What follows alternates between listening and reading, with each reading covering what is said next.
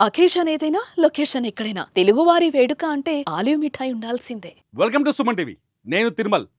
పహల్గామ్ దాడికి సంబంధించిన ఒక కీలకమైన వీడియో ఇప్పుడు సుమన్ టీవీ చేతుల్లో ఉంది. పహల్గామ్ దాడి ఎలా జరిగింది, అక్కడ రక్తపాతాన్ని ఉగ్రవాదులు ఎలా సృష్టించారు, ఉగ్రవాదుల కాల్పుల తర్వాత అక్కడున్న పర్యాటకులు ఎలా తప్పించుకోవడానికి ప్రయత్నం చేశారనే వీడియో ఇప్పుడు సుమన్ టీవీ దగ్గర ఉంది.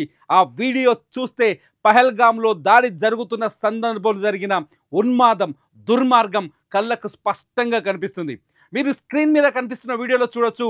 పహల్గామ్లో ఒక వ్యక్తి జిప్ లైన్ పైన ఒక మొబైల్ ఫోన్ పట్టుకొని జిప్ లైన్లో వైర్ పైన వెళ్తూ ఉన్నాడు. ఆ సమయంలో తన మొబైల్ ఫోన్లో సెల్ఫీ వీడియో రికార్డ్ చేశాడు. ఆ సెల్ఫీ వీడియో సందర్భంలో ఆ వ్యక్తి జిప్ లైన్ తీగ పైన ఉన్న సందర్భంలోనే ఉగ్రవాదులు తమ కాల్పులని మొదలు పెట్టారు. దీంతో అక్కడున్న పర్యాటకులు కింద వీడియోలో చూడొచ్చు. జిప్ లైన్లో మీకు వ్యక్తి కనిపిస్తున్నాడు, కింద వీడియోలో చూడొచ్చు జనం పరుగులు తీస్తున్నారు. పరుగు తీస్తున్న వీడియో కనిపిస్తుంది. చూడండి, ఒక మహిళ, ఒక వ్యక్తి ముందు పరిగెడుతున్నాడు, వెనకాల రెడ్ డ్రెస్లో ఒక మహిళ పరిగెడుతుంది. ఈ మహిళ తర్వాత కూడా మనకు సోషల్ మీడియాలో వచ్చిన అనేక వీడియోలో కనిపించింది. ఉగ్రవాదులు మొత్తం నలుగురు అక్కడికి వచ్చినట్టుగా మనకు ఇంటెలిజెన్స్ నుంచి కానీ, అధికారిక ఆర్మీ నుంచి కానీ అధికారిక సమాచారం మన దగ్గర ఉంది. నలుగురు ఉగ్రవాదులు ఆ ప్రాంతంలోకి వచ్చి అక్కడ టిఫిన్ చేస్తున్న వాళ్ళని, అక్కడ చిన్న చిన్న రెస్టారెంట్లు ఉన్న చోట అక్కడ టిఫిన్లు చేస్తున్న వాళ్ళని పట్టుకొని వాళ్ళతో మాట్లాడారు. మొదట మీ ఊరేంటి, మీ ప్రాంతం ఏంటి, మీ పేరేంటి అన్నారు. ఆ తర్వాత మీ మతం ఏంటి అని అడిగారు. కొన్ని సందర్భాలు కొన్ని ఆరోపణలు తెరపైకి వస్తున్నాయి. చివరికి వాళ్ళ మగాళ్ళ బట్టలిప్పి కూడా వాళ్ళ మతాన్ని నిర్ధారించుకున్నట్టుగా సమాచారం ఉంది. ఈ తర్వాత ఈ డిస్కషన్స్ తర్వాత వాళ్ళని వరుసగా కాల్చడం మొదలుపెట్టారు. నలుగురు ఉగ్రవాదులు, ఒకరేమో జిప్ లైన్ సెంటర్ నుంచి ఉన్నారు, ఇంకో ఇద్దరేమో రెస్టారెంట్ల దగ్గర కనిపించారు. ఈ నలుగురు ఉగ్రవాదులు అత్యాధునిక ఆయుధాలు తీసుకొని వచ్చి వాళ్ళతో మాట్లాడుతూ, టూరిస్టులని మాట్లాడుతూ కాల్చారు.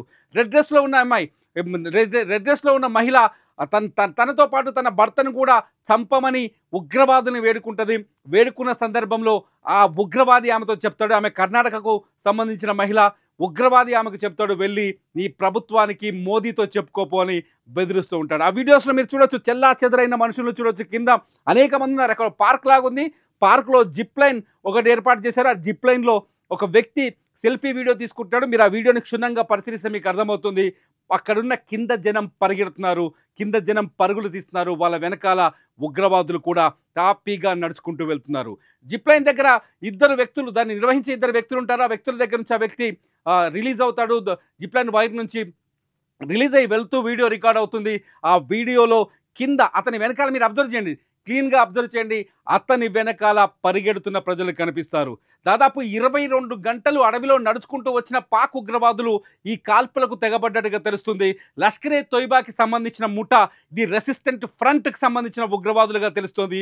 వీళ్ళు గతంలో కాశ్మీర్లో దాదాపు 5-6 దాడులు చేశారు. వీళ్ళకి కొద్ది రోజుల ముందే పీఓకేలో హమాస్ ఏదైతే ఇజ్రాయిల్లో ఇటువంటి దాడులకు పాల్పడిందో, ఈ టైప్ ఆఫ్ దాడులకు పాల్పడిందో, ఆ హమాస్ నుంచి టెక్నాలజీని, టెక్నికల్ నాలెడ్జ్ని, దాడుల తీరుని దిగుమతి చేసుకున్నట్టుగా మనకు అర్థమవుతుంది. ఇప్పటివరకు ఉన్న సమాచారం ఈ విచారణలో వెల్లడైంది. హమాస్ కూడా గతంలో కూడా ఇజ్రాయిల్లో సేమ్ ఇదే సెలబ్రేషన్స్ మోడ్లో ఉన్నప్పుడు జనం అప్పుడు దాడి చేసింది. సేమ్ అదే పహల్గామ్లో రిపీట్ అయింది. హమాస్ నుంచి అందుకున్న ఇన్ఫర్మేషన్, హమాస్ నుంచి తెలుసుకున్న పద్ధతి ప్రకారమే ఇక్కడ ఉగ్రవాదులు కాల్పులు జరిపారు. అట్ ది సేమ్ టైం ఉగ్రవాదులు కాల్పులు జరిపిన తర్వాత ఆ కాల్పులు జరుపుతున్న వీడియోల్ని కూడా రికార్డ్ చేసినట్టుగా కొందరు ప్రత్యక్ష సాక్షులు చెబుతున్నారు. ఆ వీడియోల్ని తర్వాత బెదిరింపుల కోసం వాడొచ్చని ఇంటెలిజెన్స్ వర్గాలు చెప్తున్నాయి. అంతేకాదు, ఉగ్రవాదులు ఒక స్థానికుడి మొబైల్ ఫోన్ లాక్కున్నారు. అట్లాగే ఒక టూరిస్ట్ మొబైల్ ఫోన్ కూడా లాక్కొని వెళ్ళారు. దానిని ఇతర వ్యవహారాలకు కానీ, అసాంఘిక కార్యకలాపాలకు కానీ వినియోగించే అవకాశం ఉంది. మీరు ఈ వీడియోని అబ్జర్వ్ చేస్తే ఉగ్రవాదులు అక్కడ సృష్టించిన అలజడి, అక్కడ సృష్టించిన రక్తపాతాన్ని కొంతవరకు ప్రత్యక్షంగా చూడొచ్చు. ఇటువంటి వీడియోని ఇప్పుడు ఎన్ఐఏ కూడా సేకరిస్తుంది.